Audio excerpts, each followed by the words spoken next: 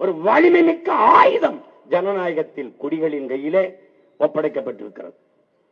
அதைத்தான் புரட்சியாளர் அம்பேத்கர் மதிப்புமிக்க நமது உரிமையை சில ரொட்டி துண்டுகளுக்காக விற்பது என்பது அவமானகரமானது என்று அறிவுறுத்துகிறார். அப்ப மதிப்புமிக்க உரிமை, மக்களாட்சியை ஏற்றுக்கொண்ட ஒரு நாட்டின் குடிகளுக்கு இருக்கிற கடைசி கருவி வாக்குதான், ஓட்டுதான். அந்த உரிமைதான். அந்த உரிமையை பெறுவது, அதை பாதுகாப்பது, அதை தக்க வைத்துக் கொள்வதிலே இவ்வளவு பிரச்சனை என்றால் இது உண்மையிலேயே ஜனநாயக நாடுதானா? உடலில் இருந்து, இந்த உடல் கூட்டில் இருந்து என்னுடைய உயிரை பிரிப்பதும், இந்த நாட்டில் இருந்து என் ஓட்டுரிமையை வாக்குரிமையை பறிப்பதும் ரெண்டும் ஒண்ணுதான். ஓட்டுரிமை இல்லை, வாக்குரிமை இல்லை என்றால் உனக்கு இங்க ஒண்ணுமே இல்லை. இந்த மரம் பூக்காது, காய்க்காது, பலன் தராது என்றால் எவனும் தண்ணி ஊத்த மாட்டான், உர வைக்க மாட்டான், பராமரிக்க மாட்டான், கண்டுக்க மாட்டான். உனக்கு ஓட்டு இல்லை என்றால் ஒரு பயம் மதிக்க மாட்டான்.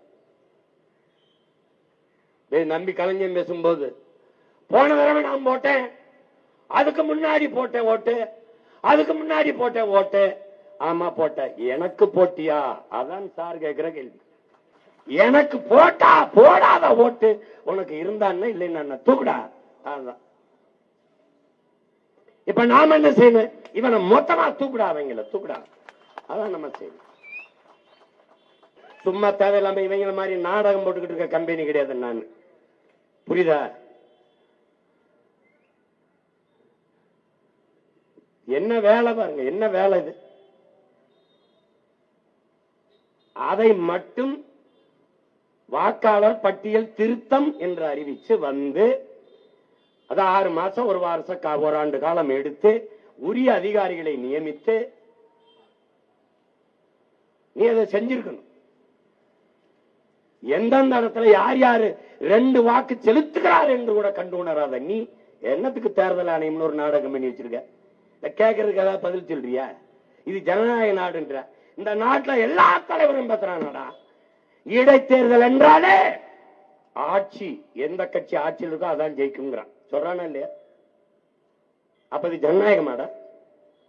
எந்த கட்சி ஆட்சியில இருக்கிறதோ அதுதான் இடைத்தேர்தலில் வெல்லும் என்றால் அதுக்கு பொருள் என்ன, அர்த்தம் என்ன, என்ன நம்ம புரிஞ்சுக்கிறது? அவன்கிட்ட தான் அதிகாரம் இருக்கும், அவனுக்கு தான் உளவுத்துறை, காவல்துறை, தேர்தல் ஆணையம் எல்லாம் அவர்களுக்காக தான் வேலை செய்வார்கள். அதனால் அவர்கள் கள்ளவாட்டு போடுவார்கள். அவர்கள் எண்ணுவதுதான் வாக்கு, அவர்கள் எண்ணி சொல்வதுதான் வாக்கு. அப்படின்னா எப்படி? அப்ப எதற்கு இது ஜனநாயக நாடு என்று சொல்கிறாய்? எப்படி? ஐயா கருணாநிதி இருக்கும்போது, ஆட்சியில் இருக்கும்போது அம்மையார் ஜெயலலிதா இடைத்தேர்தலை போட்டியிட மாட்டார்கள். அதிமுக இருக்கும்போது திமுக போட்டியிடாது. ஆனால் 2 பேரும் இருக்கும் போதும் இடைத்தேர்தலில் துணிந்து போட்டியிட்ட ஒரே அரசியல் இயக்கம் நாம் தமிழர் கட்சி மட்டும்தான். விக்கிரவாண்டியில ஓடி போயிட்ட, எல்லாம் ஓடி போயிட்ட. நான் தான் இந்தியா, நான் தான் என்டிஏ. எங்க போனேன்? எங்க போனேன்? எங்களுக்கும் அவருக்கும் நான் போட்டி போட்டிங்கிற. அப்ப இந்த ஆட்டுக்குடல் போட்டி வைக்க போங்க. எங்க போன? அங்க போடாம போன? எங்க போன? ஈரோடு கிழக்கிலே ஐயா கருணாநிதி மகன் ஸ்டாலினுக்கும் பிரபாகரன் மகன் சீமானுக்கும் நடந்தது அங்க போட்டி. எங்க போன? எல்லாம் எங்க போன? நீ முடிவு பண்ணிட்ட. ஐயா ராமசாமியை எதிர்த்து பேசிட்டான். அவர் பிறந்த மண்ணிலே இது பெரியார் மண்ணில்லை, பெரியாரே எனக்கு மண்ணுதான் என்று பேசி நின்னாண்ட பிரபாகரன் மகன் அந்த தேர்தல். இது என்ன பெரியார்? பெரியாரு உங்க பெரியார புதைச்சிருக்கிறது ஏன் மண்ணுடா? இதுல வந்து அங்க மண்ணு, இங்க மண்ணு. இது பெரியார் மண், வெட்டி வித்து தின்னு. இது திராவிடம், இது தமிழ் மண், பாதுகாத்து வை. அது தமிழ் தேசிய அரசியல். அது திராவிடம், தமிழ் தேசியம். அவரை பேசிட்டு அவன் டெபாசிட் கட்டுத்தொகை வாங்கிடக்கூடாது. எஜமா முடிவு பண்ணிட்டாரு. இங்க இருக்கிற சார் கள்ள ஓட்டு போடுவதை தடுக்க முடியல. ஒன்னால பல வாக்ககங்களை கதவை சாத்திட்டு போடுறாங்க. கள்ள ஓட்டு என்ன புகாரணி தேர்தல் ஆணையம் கண்டுகொள்ளாது. எவ்வளவு முறையீடு ஏற்று பார்க்காது. காசு கொடுக்கிறான் வாக்குக்கு 1000 2000 தெரியுது, கேட்காது தேர்தல் ஆணையம். இதை எதையும் தேர்தல் ஆணையம் என் வாக்கை சரியாக எண்ணி சொல்லும் என்று என்னை நம்ப சொல்றான். பைத்தியக்காரன், நீ பைத்தியம், நான் பைத்தியம் இல்லடா. இப்ப அந்த தேர்தல் ஆணையம் தான் வாக்கால் சிறப்பு சீர்திருத்தத்தை செய்துகிட்டு ஓடி வருது. அப்ப அந்த சிறப்புக்கு பதில் நமக்கு என்ன இருக்குது? என்ன இருக்குது? என்ன வேலை செய்யற நீ? உனக்கு வேலை மயிரில் ஒரு வேலையும் இல்லை, எனக்கு எங்களுக்கு கோடி வேலை இருக்குங்க. ஏன் ஆத்தாளப்ப உழுது பொழைக்கணும், ஆடு மாடு மேய்க்கணும், களை எடுக்கணும், கரும்பு வெட்டணும், வயக்காட்டுல போய் வேலை செய்யணும். அப்பதான்டா சோறு. உழைக்கணும், மேய்க்கணும், ஓட்டு இருக்கா, இது இருக்கா?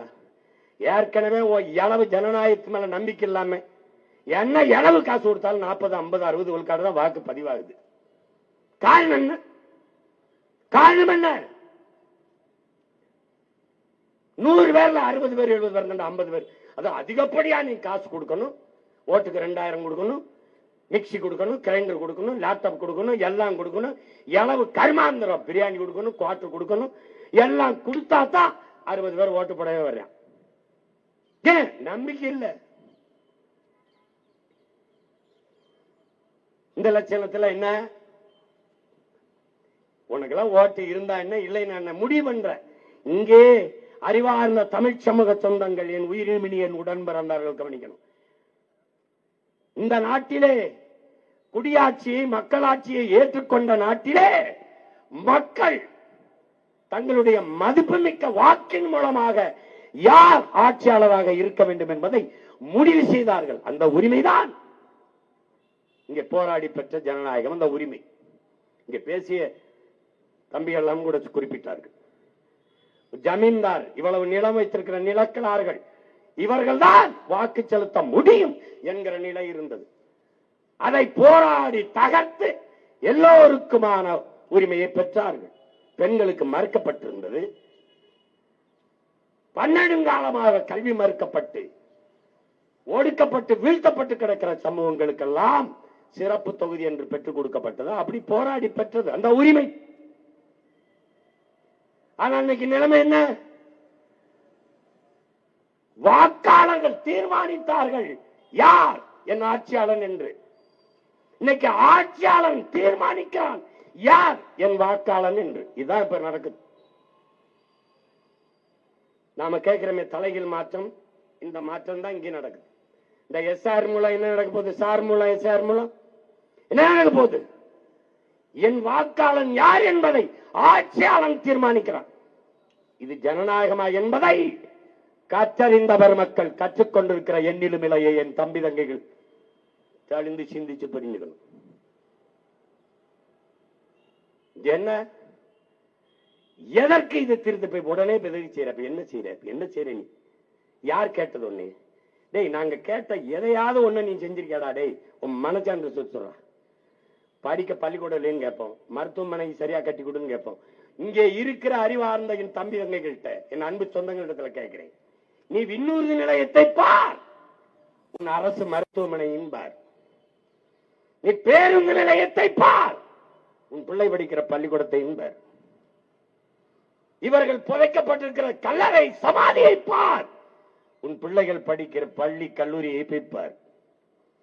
எது தரமா இருக்குன்னு பாருடா, எது தரமா இருக்குன்னு பார்.